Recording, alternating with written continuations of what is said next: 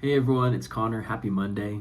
Thank you so much for joining us and checking out these Devos. And we hope you've been keeping up with our John series that we've been going through on Sundays. Our guest speakers have been incredible.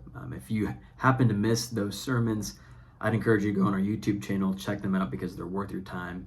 They're great. Today we're going to be in John chapter 4, starting in verse 43, and we're going to be talking about verses that are confusing. One verse that can be confusing is found in this chapter, specifically in verse 44. And we're going to briefly talk about what we do when we come across a verse that's confusing, because I bet in your time of following Jesus, if you follow Jesus and you're checking out these Devos and you read the Bible, you're going to come across a verse that doesn't make sense at first glance. So I'll read this verse, we'll unpack it, and then talk about what we do when we come across a verse that's confusing. So John chapter 4, starting in verse 43, says this. After the 2 days, he, Jesus, departed for Galilee. For, this is in parentheses, for Jesus himself had testified that a prophet has no honor in his hometown. So this is referring to something that Jesus had already said before.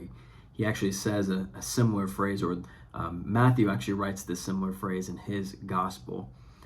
But at first glance, you read the phrase, for Jesus himself had testified that a prophet has no honor in his own hometown. You might wonder when you read that, what does that mean? Does that mean that prophets don't actually have the power, or Jesus doesn't have the power he says he has? Does he have doubts? Is he giving into peer pressure? When you come across a hard verse, what I'm doing is I'm asking questions. And that's what you do first. You ask questions, even if they seem crazy to ask. Even if it might feel wrong to ask, that's what you do first. And then the second thing you do is you read around the verse and see what's happening. So the verse right after, verse 44 of what I just read, verse 45 says this. So when he came to Galilee, the Galileans welcomed him, having seen all that he had done in Jerusalem at the feast, for they too had gone to the feast. Jesus is going to people who are ready to receive miracles. They're putting their faith in him first and expectant that he will provide miracles and do what he does.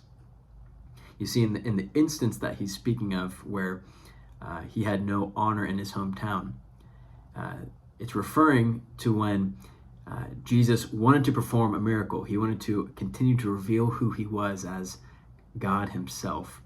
But relatives and people that were close to him, people that knew him as just the son of a carpenter, right? They didn't have the same kind of faith as these Galileans that we're reading about.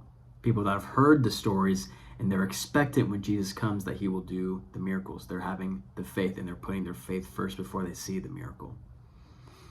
So really what this verse is getting at is that Jesus, and this is what a commentary says about this verse, Jesus was not the kind of miracle worker whose primary purpose was to impress his viewers. Jesus isn't putting on a show.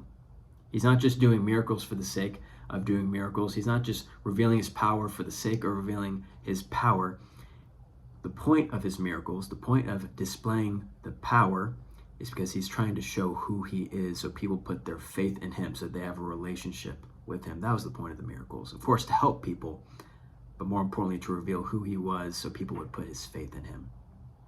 So when you come across hard verses, keep in mind, ask questions, and then read around that verse, and it will reveal a lot.